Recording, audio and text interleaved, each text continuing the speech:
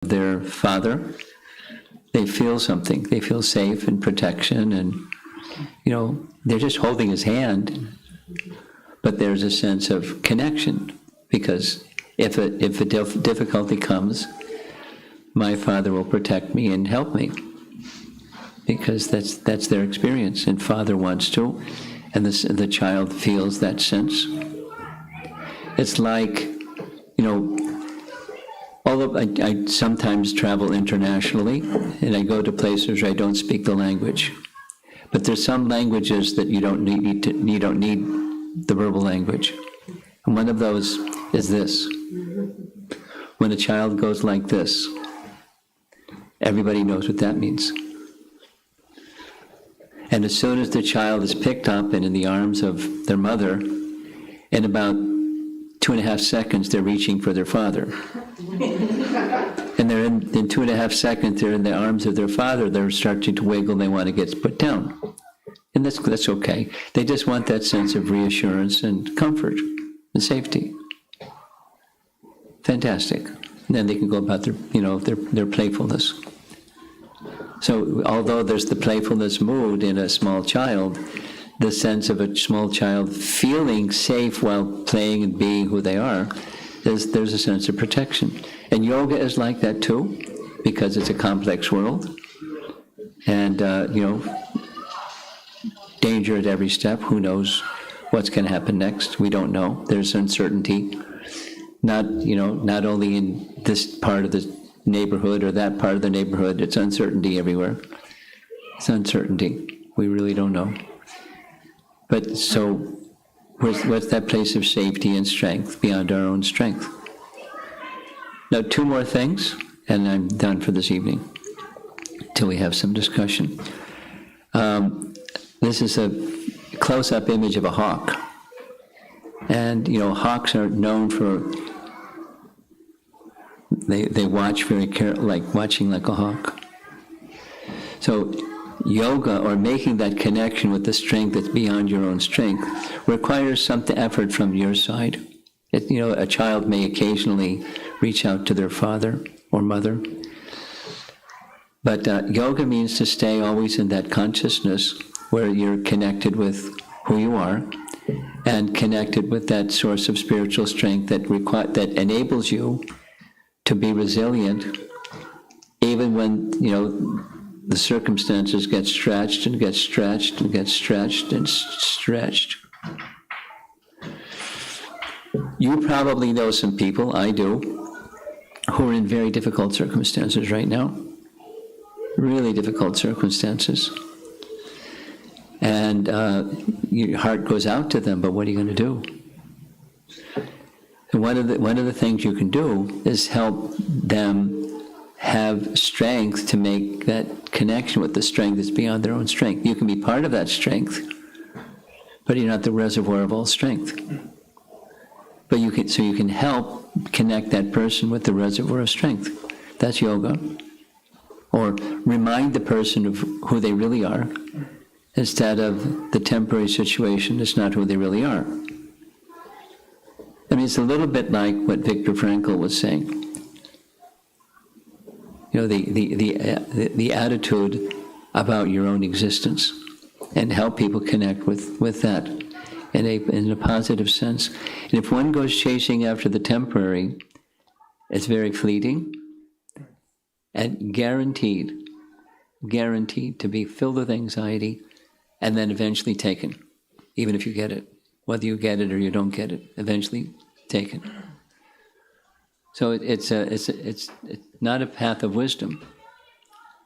All higher wisdom literatures speak on this point. So then, if you're not going to be absorbed in the temporary, what are you going to be absorbed in? That's what this image is about. And then this is the last slide. There's a Sanskrit word, dhira, D-H-I-R-A. Dhira means fixed or sober, or any of these other nice terms. Resilient. You have ballast, like a ship that's crossing the sea. The waves toss this way, toss that way, toss this way. So commonly, I'm not a sea person, but they put weight in the hull of the ship. Sometimes they have the big, big weight that goes at the bottom of the ship itself, or put a lot of weight at the bottom, so it's ballast to keep the ship from tilting too much. It's because it's going to tilt, because you're on the sea. And in life, we're in situations that are unpredictable, but, uncertainty is predictable. It's going to be uncertain. So have some ballast when you're journeying through life. And that ballast, this word dhira, means even when there's cause for disturbance, one remains undisturbed. That's how my spiritual master defined the term. Or when there isn't a cause for disturbance and you remain undisturbed, that's not so amazing. But when there's cause for disturbance and you remain undisturbed, that's dhira. So it takes something inside, a higher connection, higher consciousness, higher awareness, higher sense of beyond all the temporary into the realm of what's beyond the temporary, the eternal. And that's who we are. So wisdom literature, like Bhagavad Gita, connect one to that higher consciousness place and give suggestions or remedies, principles to live by that help you walk that path and stay in that consciousness. And becoming regularly familiar with wisdom literature helps a lot. And being in connection with people that have imbibed that in their lives, live by it, that's really good too. It's like standing next to a fire when you want to get warm. Be in the association of persons of elevated consciousness. It'll rub off. It'll be transmitted directly and indirectly.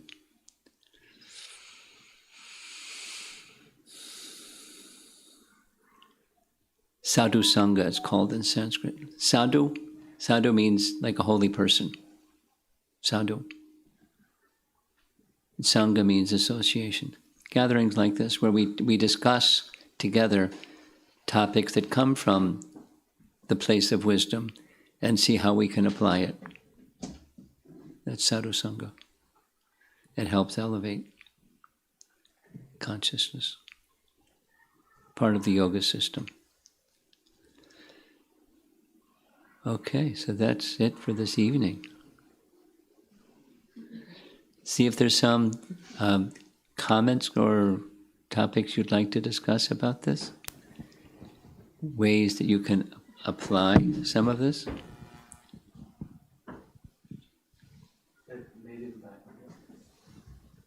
No, she's saying Haribol to one of her friends here.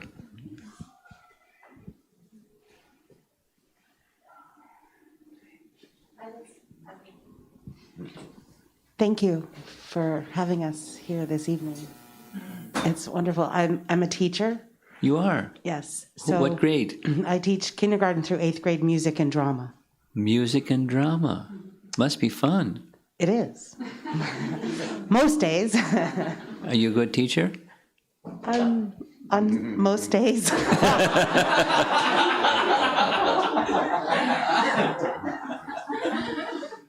What are the off days? Don't ask me. Yeah. More and more often. Okay. But as a teacher, we try to talk about these things and to help our children grow and form. And it reminded me of two things. One was a musical that we put together, and we used an Indian, a myth from India or a story from India about the blind men that were describing the elephant. And they were in different parts of the elephant. And so I talk to the children about, your reality may not be everybody's reality, and be open to the possibility that you may not be correct, even though what you are experiencing right now feels that way to you. And And the other thing is, Did it work? Did they get it? well, I think, Some of them did. yeah, and when you build upon that, the big buzzword right now in education is growth mindset versus fixed mindset, right? You've heard it. And talking to them about, a setback is only right now, and that it is an opportunity to look ahead and look differently at things and say, I can't do this right now, but I now know what I can't do about this, and so now I need to do something different. And it's helpful to look at it in a different way, and I source of your strength. And I think as a teacher, I want to be that. I want to be their touchstone to say, okay, I can't do this right now, and this isn't something that I'm good at. And I don't know how many times a week I say, nobody expects you to be an expert the first time you try something. But if you stop at that point, you may miss out on being an expert at some point or finding something that you enjoy and love. And I liked hearing about this in this way. Now, what you just said reminds me of something that just happened while I was in Austin.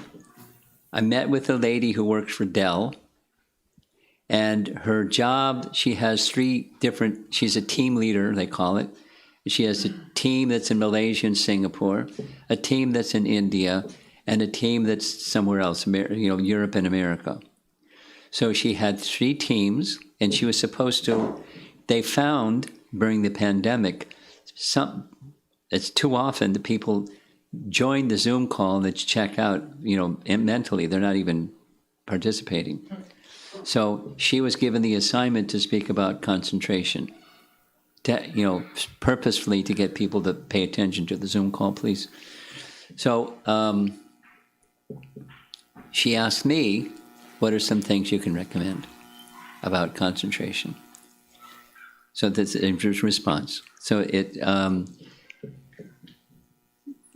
I said, start with what are some common things out there today about concentration? And one of them is you keep trying. You took the example of Thomas Edison. How many times did he fail? There's one number says 1,000, some numbers are 2,000, some numbers 3,000. And his response is, they weren't failures, they were steps towards success. So you can do a little story about Thomas Edison one day. Because, and he made 1,000 inventions, and they didn't succeed. But he just was he was very determined and very flexible. And, in his own words, all of them had their possibility, and just they weren't right. But he was trying out possibilities, and was very determined and flexible, try out another one. So then that's, concentration requires, and resilience requires being able to accept it's not going right, and you keep going. Because you're learning, as you said, you're learning from, and you're trying a different way. But then there's another kind of concentration, this is what my advice to this lady, and that is in yoga, because she knows yoga, there's a process of pranayama where it makes the mind more calm, and so you can be more concentrated when you're doing what you're doing. And then another is yogis, because who concentrates better than yogis? And one of the things that yogis learn is related to it's detachment from the fruits of your work, but working because it's to be done. And that to be done is the higher purpose or the supreme, making that connection with that higher purpose of life.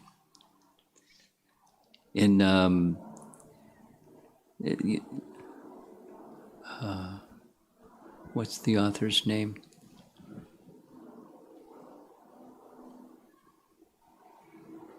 The Jewish man who was in a concentration camp. Viktor Frankl. He had a purpose, and he was staying with his purpose. And it was, anyway, and there was, in his case at least, it worked out that he was able to write his book. And he became a very successful man, helping people in really difficult circumstances in his practice, along with his writing. But it was like, the failure was a success.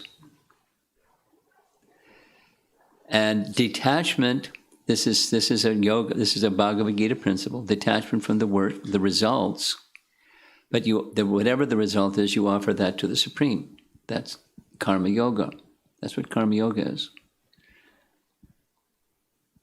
And then comes this higher stage, even higher than karma yoga. The yogis do that, but then they practice really concentrating their mind. And when you have your mind concentrated by practice, that's this word dhira, then difficulties come and it's okay. And good fortune comes and it's okay. I mean, you're not like, your mind isn't going yay or whoa. You're not going through those things. You can perceive what's going on, but there's a higher purpose. So I don't know if in school you can teach kids a higher purpose. Maybe it's great if you just get them to not get bent out of shape when things don't happen the way they want them to go. But if there's a higher purpose, it'll help them. We're very concerned with trying to make sure that there is such a shame surrounding what they perceive as failure. Oh. And we have to move beyond that failure shouldn't be seen as such a horrible thing. And for some children, it's paralyzing. If I think I'm going to fail, I won't even try. And we need to talk more about, what are you doing this for? Where are you heading to? Yeah. But of course, with young children, that concrete thinking, they can't see beyond 10 minutes from now. Well, you can be the catalyst or the lightning rod or the mentor or the guide or the wisdom person that can impart that wisdom. If you have it inside, you'll be able to transmit it. I mean, the receiver may be shut off, but you'll be able to transmit it. Right. Yes, that's what a teacher does. Yeah. Transmit. Yeah. No. But if the child, the student, or anybody understands you really care, and you walk your talk, you live by what you speak, and you speak always what you live by, then some persons are going to be attracted and get strength beyond their strength. And so, what for those people that can take that strength, then what's next? So, for your connection with that, source of all spiritual strength will help you, take them as far as they're ready to go. I know teachers that do that, just out of the classroom. They give who they are, they give themselves to their students. And when they have something of nourishing value, the students really, they're the best teachers. They're the ones that win the awards. They really care about the kids, and they give them higher value. That's the best teacher. And not everybody wants the best teacher. Some people want to do what they want to do. And that's okay. Okay, how are we doing? Anyone else wants to contribute something to this? Yeah. Hare Krishna Maharaj, nice seeing you. I just wanted to tell a story about the unpredictable. Back in the times when I was living in Bogota, I was a teenager. Living where? In Bogota. Bogota. In Bogota, in Colombia. Oh, yeah. Colombia. Yeah. Okay. Yeah. There was a story about a aeronautic mechanic that started losing his mind, and he was left alone working in one of the airplanes that he was assigned to, and he decided to turn it on and fly. And he flew it. And everybody was in desperation because he was a mechanic, he wasn't a pilot. Simultaneously, in some other part in Bogota, there was a guy that took the day off He woke up later, his family was gone, and he jumped into the shower, and he turned the shower, and an airplane came off from the roof. So, long story short, two people died, the mechanic and him. He wasn't expecting to die that day, in such odd circumstances. So we cannot predict when are we going to die and how. I'm in my house taking a shower and an airplane comes on me. How weird that can be. So There is uncertainty, yeah. yeah. So we don't handle our times and our circumstances if we're not holding on into God and our faith. We're lost. One of these days, an airplane is going to come off.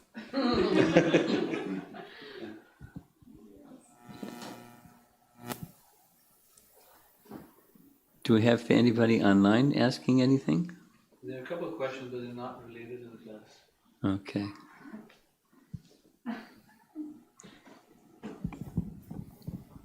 First, thank you very much. I found this really interesting. A lot of the words, the Sanskrit words, are new, but so many of the concepts and the thoughts are familiar. Things like, I think we've heard, we have life and we have how we react to it. Yes, that's right. I think that's I've heard those kind of Yes. thoughts in different memes and sayings in different ways.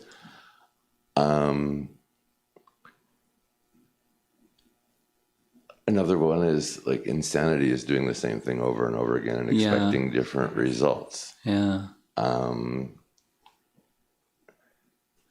You're a lot of us get stuck reacting to reality incorrectly or not in a way that's in our best interests because of our reality. And I think some of this speaks to the need for a spiritual awakening or just You got it. something, you need something in your brain to shake you up Yep. and see things differently. And I just find it fascinating that I've seen so many of these messages and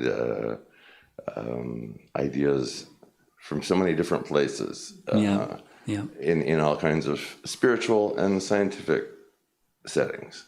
It's fascinating. I've gone through some things recently where I was reacting to situations very badly, and I couldn't find my way out of the not destructive thoughts, but just stuck thoughts, stuck thought patterns. And it really took something to shake me up and start looking at things in a different way. And it's fascinating. Yeah. Well,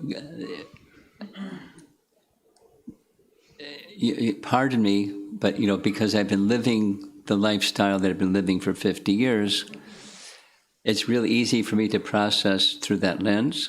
So pardon me if it's like not comfortable. But, just putting it in, I like two things. I like Sanskrit words because I don't know what they mean either. But when I hear them from this angle, that angle, it's like a jewel that, it sparkles and it's this and that and the other thing. And then, the name makes sense. And especially when it's all in the context of higher consciousness, the language, I like it. I mean, I'm not really good with languages, but I like these terms. Although it's not, other terms in other languages could say the same thing probably, but. It's just fascinating hearing the same ideas from so many different directions. Yes. Very enlightening. Yeah. Well, let me just go there for just a second. In the early 1900s, there was a gentleman from Austria that was interested in the effect of sound on matter. So in 30 years of experimentations with very, very, very detailed notes and, following statisticians that told him how to keep those notes and everything, he built a machine he called the tonoscope. Had 3 parts, generates a sound, directs the sound through a tube with some kind of channel, and then hits a membrane of some kind, a crystal or a stretched membrane or something, and see what happens. So, in short, after, one of the sounds that he tested, he started getting a fascination with Sanskrit words. So he found that when you transmit the sound Om, on top of the membrane there's powder, you direct it through that channel, and the powder starts to move around and the symbol Om forms. And then you change the sound and it goes back to chaos. And you bring Om sound back again and it slowly moves, because I've seen videos of the thing. And then it shows the Om sign. And then there's other Sanskrit sounds. And the sound has form.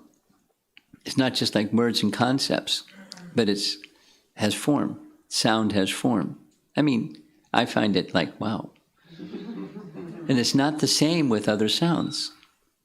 It's not this, there's 30 years of experiment. And they've continued with the same, more sophisticated type of machine, but using the same principles. And sound effects matter. Not only the mind, the conception that you have of things, because the conception definitely has influence upon how you respond or react, how you perceive, and then how you deal with what's going on is the conception of what the senses are bringing into the mind, the conception that it hits. Just like you said, with kids, what your example. So, yeah, the other point that's I wanted to respond to what you said is, if there's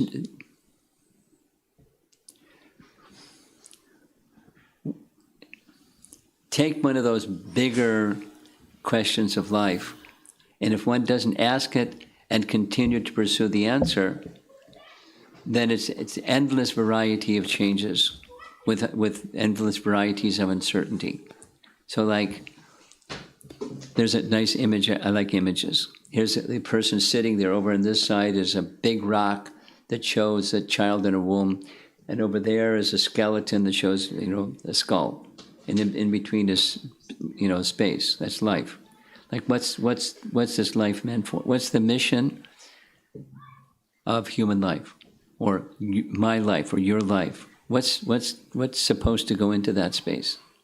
And when there's lack of clarity, then we're like a bouncing ping pong ball.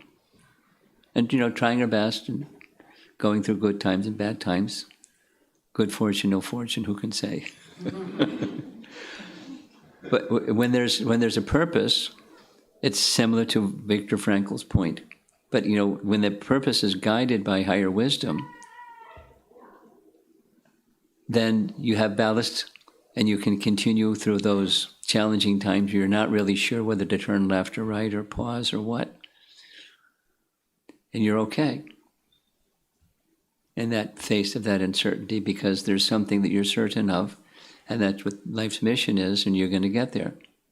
By striving by right means, by wisdom people, you're going to get there. So, that's a yoga principle. Pardon me for just throwing in the Bhagavad Gita message again. But it's inside, so it comes out. It's like the teacher speaking to the kids in school. You don't have to react. You feel this. Shame is a big deal. It's a big deal. You have a good memory? Yeah, no, you're the school teacher there. Yes, Brooke. My wife. Your wife, okay. Brene Brown. Brene. I know her very well. Yeah. Okay. Shame. It's a big, it's a big deal. Yeah. It's a big deal. I like her way of speaking. She's a good storyteller, and I like her message too. Also, isn't she also a Texan? Yeah, she is. I think she's from Texas. She's what? From Texas. From Texas, yeah. She's from Texas, yeah. Are you from Texas? No. No. I'm from Brene Brown. But you had talked about Texas. I lived in Houston for a little while. Oh, you did? Okay. Okay. Can you put on the microphone? Oh, sure. I'm sorry. We're recording it, so it's easier. Oh, I see. 3 weeks ago, I went to a celebration of life. Was a person I've known since I was 3. She was my first music teacher. Her daughter and I are still best friends 53 years later. I mean, but there were a couple things that really struck me in the celebration of life, and one was that this woman had touched so many people's lives in such a positive way, and this suspension of ego, I believe, was her Gift. conduit to get to people. That she wasn't in it for her self-congratulate, but she gave and gave and gave. She had 6 children, and all of those children are extremely successful in their chosen fields, and the grandchildren are, coming up that way as well. The grandchildren shared a poem, and I can't remember who it's by, but it was about, you always see the birth date and you see the death date, and what is really important is the dash in between. What happens in that dash determines your life and determines your legacy of who you will be remembered for, or what you will be remembered for, and how you have given your life in service to others. Nice. And I thought that was... Young girl, huh? It was a poem that they had... But it was the granddaughter wrote the poem. Granddaughter, she didn't write the poem. No, she just shared it. Okay. And she was in her teens, I think so. Yeah.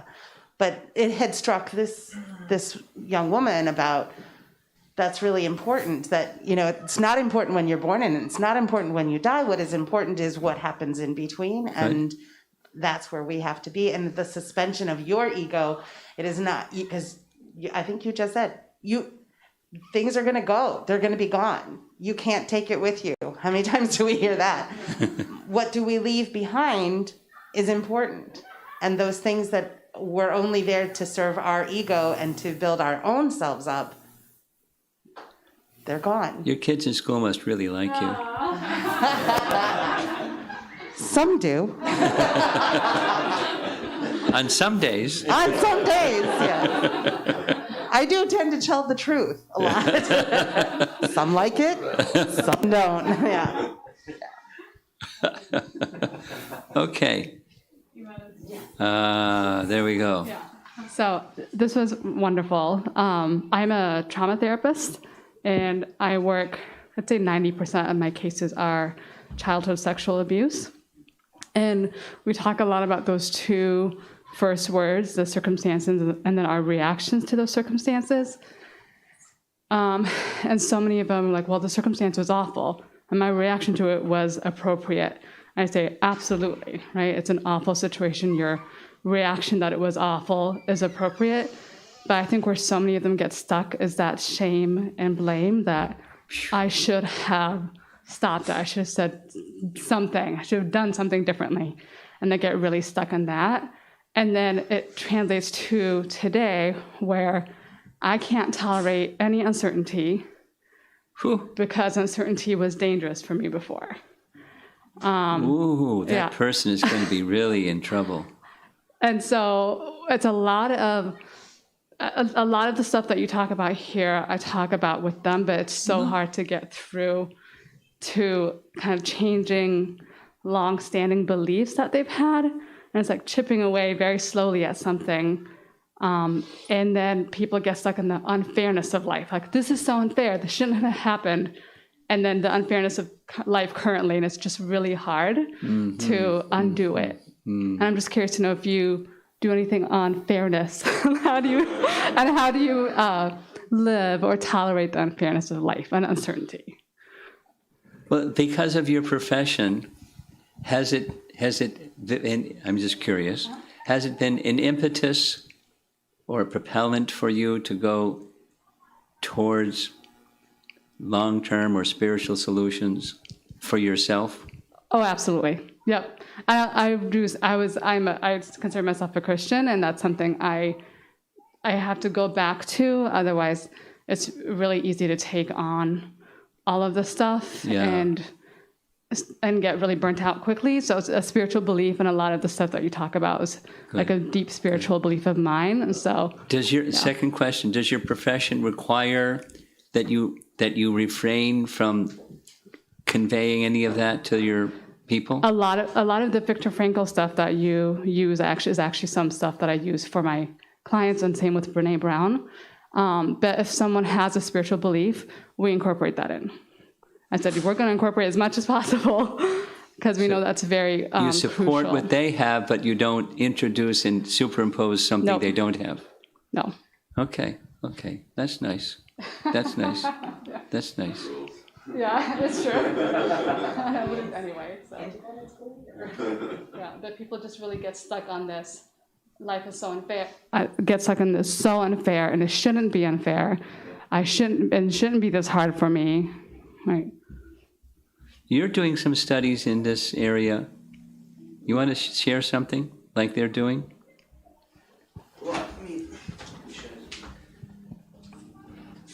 I was recently asked to give a talk on this.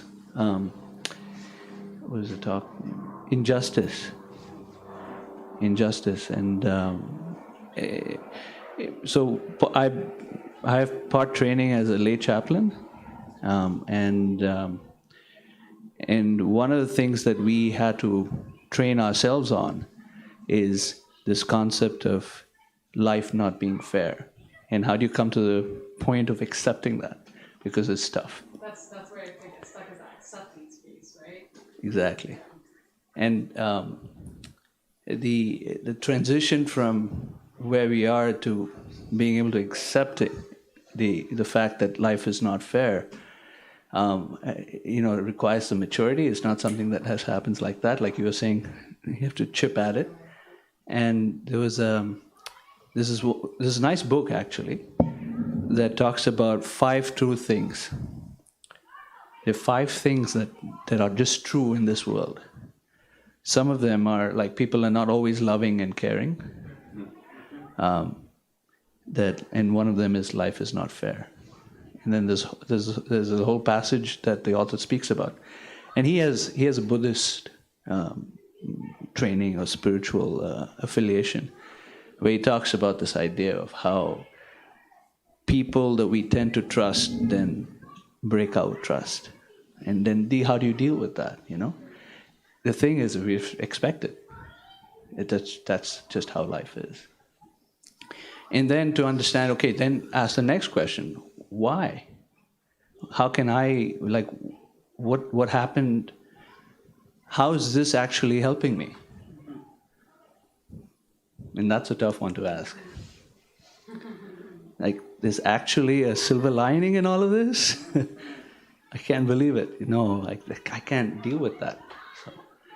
So, in chaplaincy work, just having, and as you work in therapy as well, just having people express the pain they're experiencing and going through it, they can digest the pain, and then they can slowly come to the point of acceptance. Because now they have someone, like you were saying, sadhu sangha, a person that they can rely on, who can be that solid, trustable person they can share their heart with, and then know that, not everyone's bad, and here I can trust someone. And so now that part of themselves that was broken because of trust can now start to heal.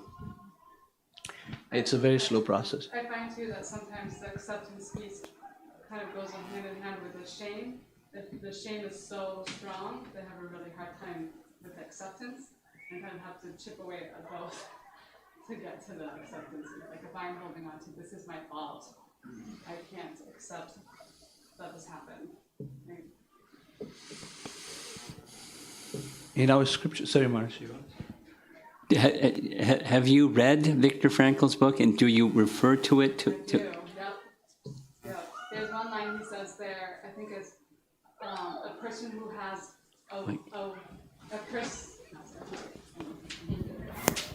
There's one line he says, a person who has a why to live for can survive anyhow. Or wait, maybe it's the other way around. Talking about like, if I have a value, a reason to live for my life, I can survive any circumstance that happens to me. And I try and point out that line to a lot of my clients. It's a hard one for them to swallow, right? Well, on the other hand, if it's missing, it's deluge, and as it forms,